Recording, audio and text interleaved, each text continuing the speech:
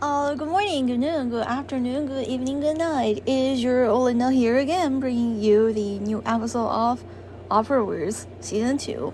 It has been a month, and I recently went to, what's his name again?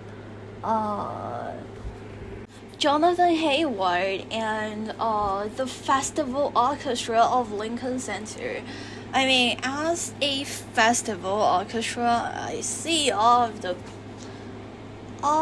of the people are trying their best, but what it turns out is pretty questionable. But at least Hayward kind of improved from last year. Yeah. I mean, from last year, I don't even think he knows how to conduct the orchestra. It was kind of terrible. And also because it's like the play as you wish thing, like people vote to determine which fragment from which piece the orchestra is going to play, so it kind of went off and really weird. You can hear that they're not rehearsing much and this and that, so it turns out kind of sad. And I was there with 3 of my friends, and all of them have the same comment saying that it was quite disappointing. And as of this year, I went there. It was one is the Frost Overture by Mayer, and the other one is like a contemporary composition, which sounds like all of the contemporary composition as always. It's just, I don't know. I don't hate contemporary pieces, and if you know me enough, my favorite composer, as I always mention, is Philip Glass. But, there is just something off with the contemporary composing culture that I don't genuinely want to disappoint or discourage anyone from composing contemporary pieces, but some of them, they are just not following the basic music theory and like all the harmonic skills, and it turns out some contemporary pieces are quite questionable. However, that is actually not the main focus of this episode. I didn't prepare a script or anything, so it will just be me free talking, because on the second half we have Hayward and the Festival Orchestra of Lincoln Center playing Brahms Symphony No. 4.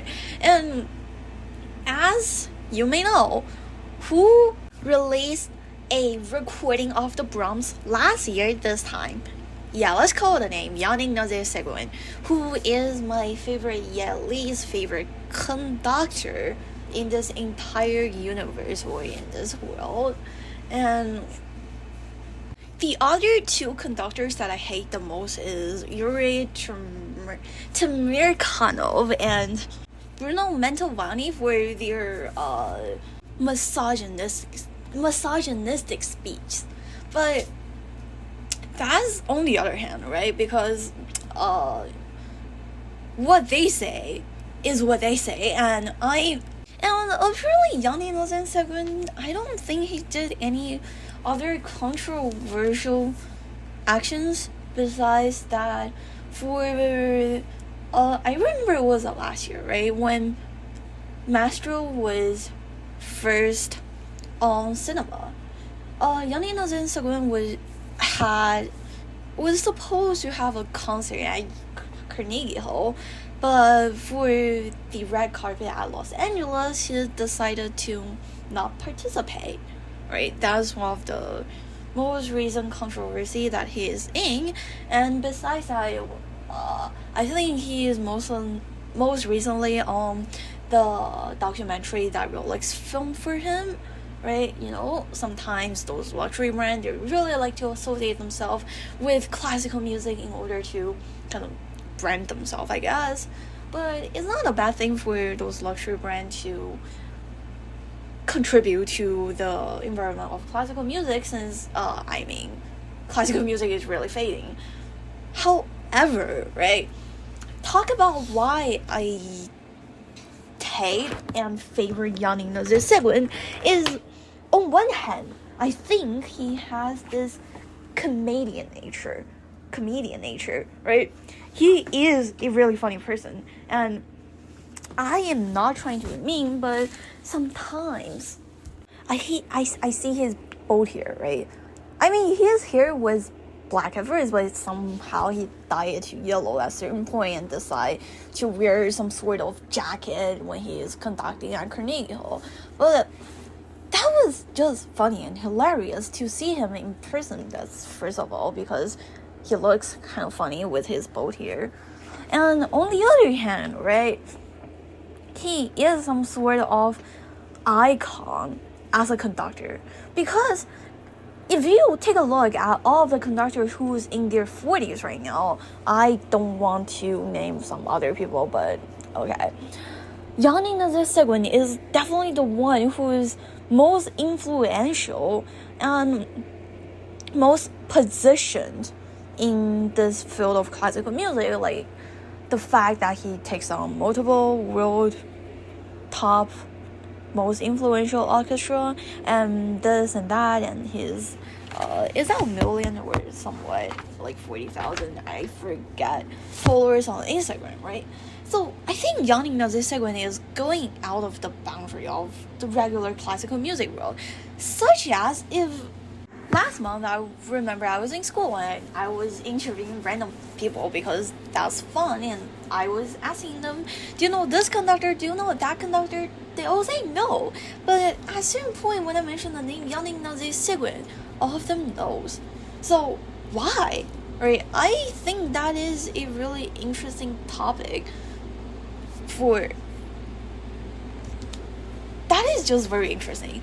I think first of all it came from the fact that Yannick Nezet Seguin is gay.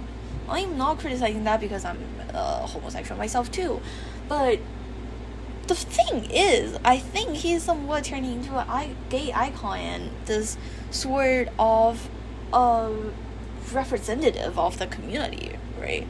And that is a pretty decent thing and good thing, because I think for long classical music had been associated with homosexual people, and I like that, right? It's really cool to see all this and that happen.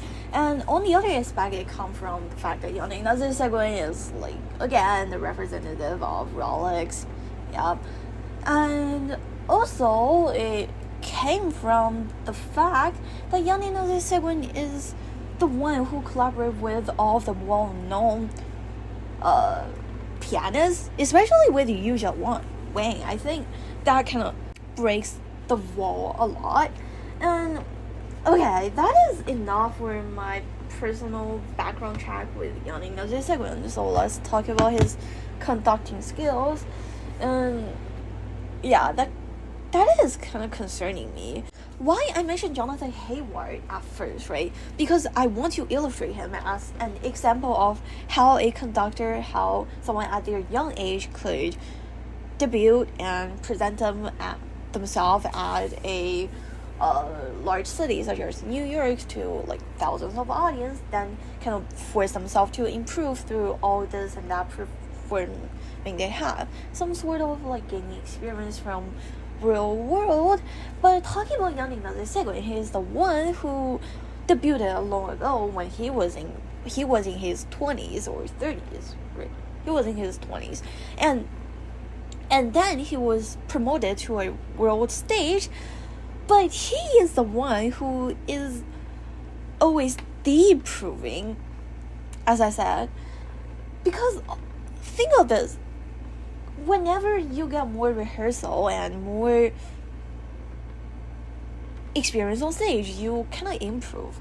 And that is kind of like an ordinary thing.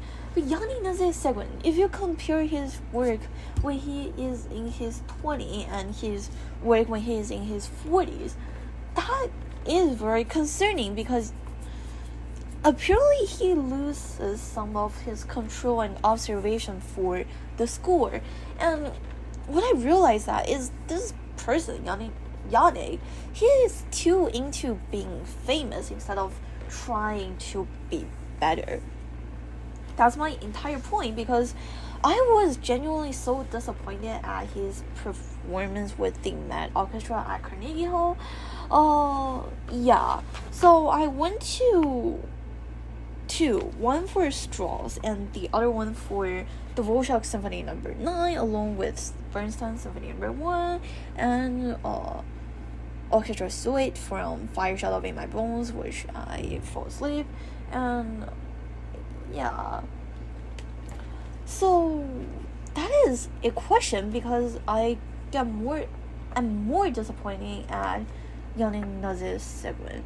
I don't think he's much respecting the music, and that's why he turns out to be my least favorite conductor, besides all of the work he does to promote the homosexual community, to promote the entire LGBTQ or like spectrum community, and the classical music community. Because okay, so let me pull back my nose on his Dvorak 9.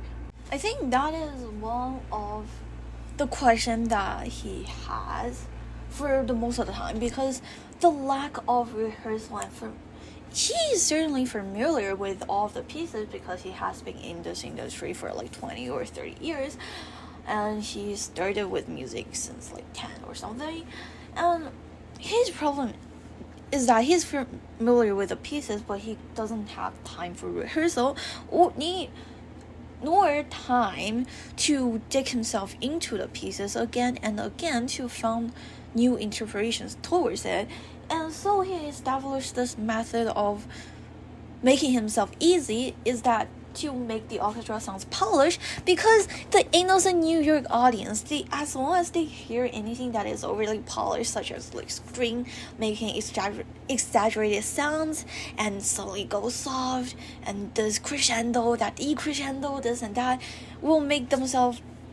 New York audience will make themselves so comfortable with that and certainly allow that from happening. This shortcut and effort-saying method is kind of disgusting, because apparently you are not respecting your audience and the orchestra and all the players who are working for you, and that's kind of sad. And it's also sad that most audience just blindly think that he is doing great because they hear all of the techniques that he implies.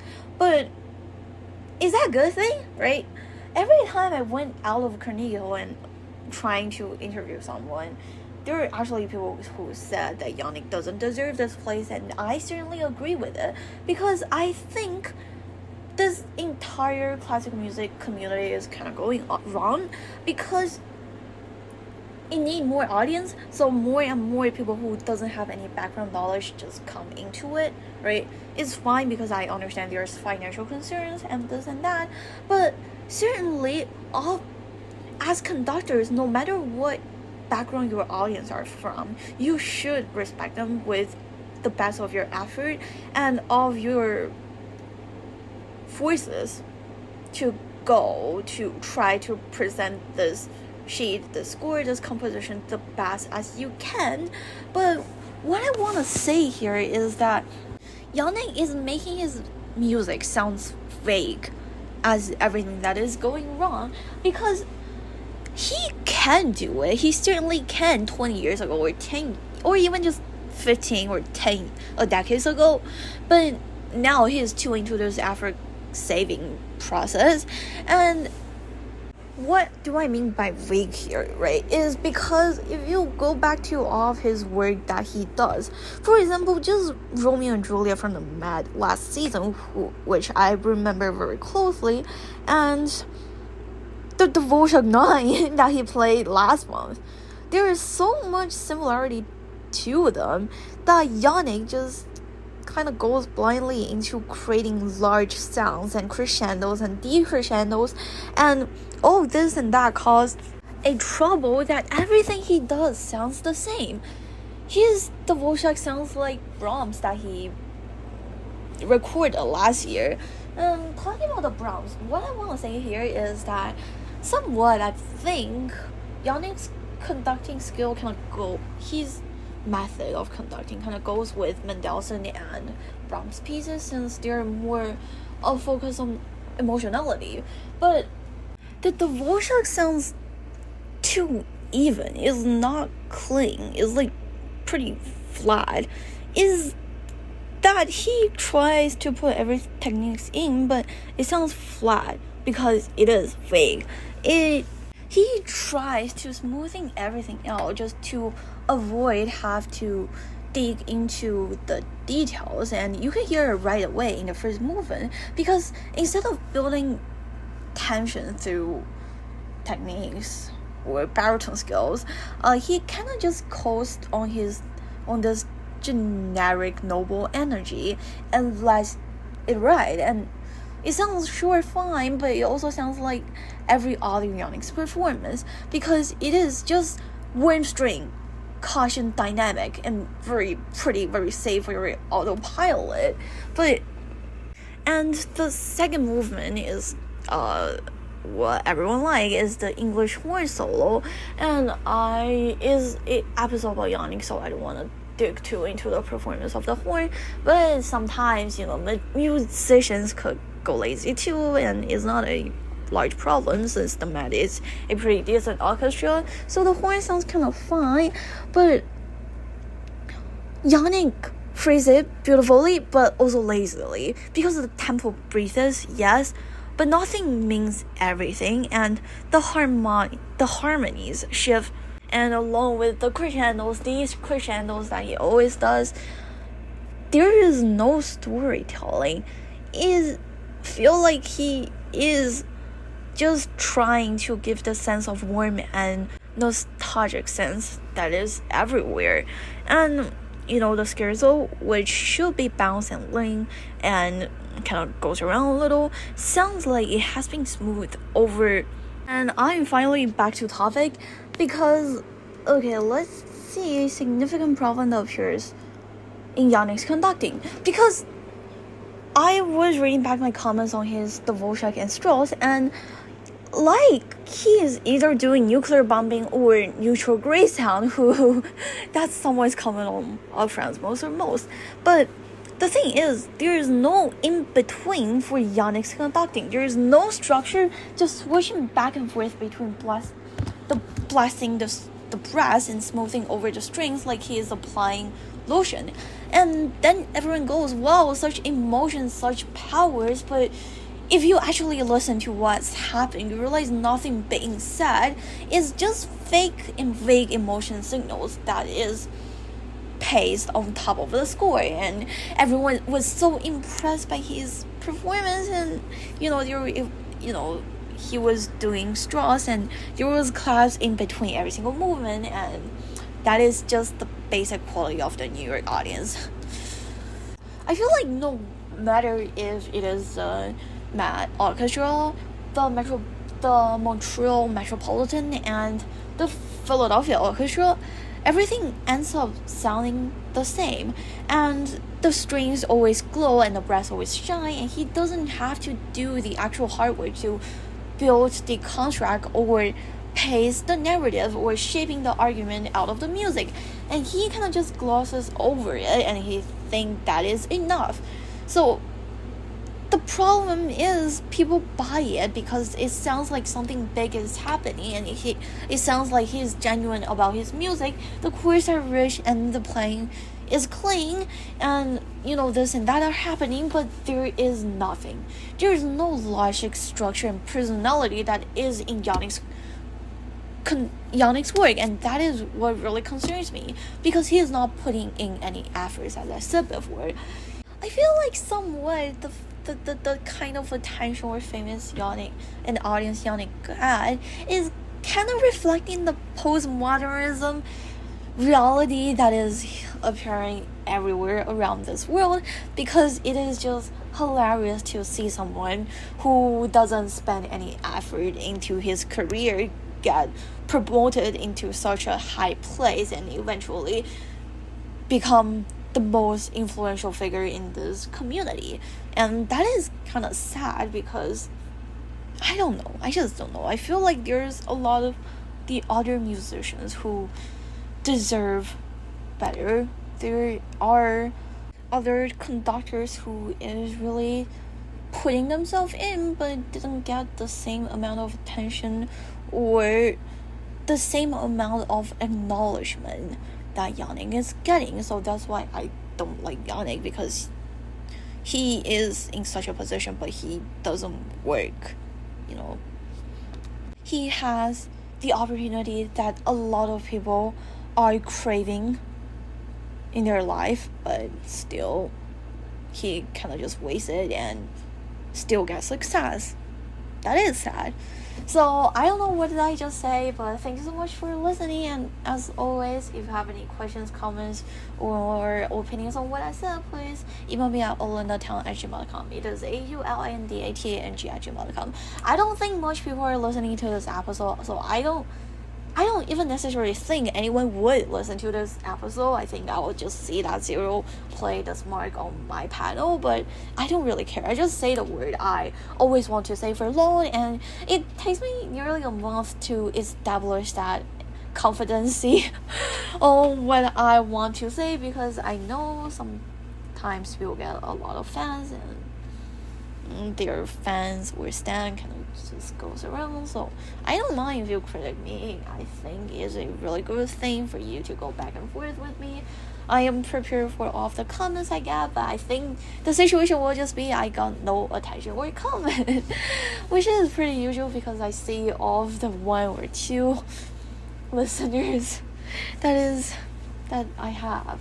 Right? And I know doing podcasts isn't really a major thing that is in my life, but still I still value the time that I get to spend expressing my own opinion, and I really appreciate all of the audience I have.